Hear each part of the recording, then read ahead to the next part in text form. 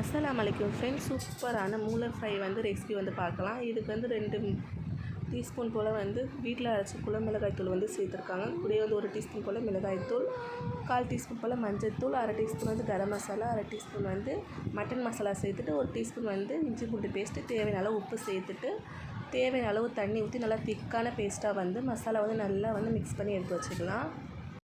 இப்போ சைட்லேயே நல்லா கொதிக்கிற தண்ணியில் கொஞ்சம் மஞ்சள்தூள் உப்பு போட்டு மூளை நல்லா வேக வச்சுக்கலாம். 50% வெந்தால் போதும்.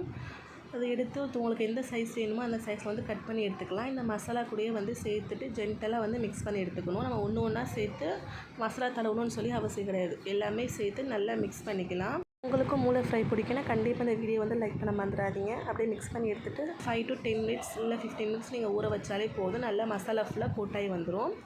இப்போ நல்லா ஹீட்டான ஆயிலில் நீங்கள் தவா ஃப்ரை பண்ணிங்கன்னா சூப்பரான டேஸ்ட் கிடைக்கும். அந்த மாதிரி எங்கள் அக்கா எனக்கு செஞ்சு கொடுத்துருந்தா சூப்பராகவே இருந்துச்சு. மஸ்ட் ட்ரை ரெசிபின்னு சொல்லலாம்.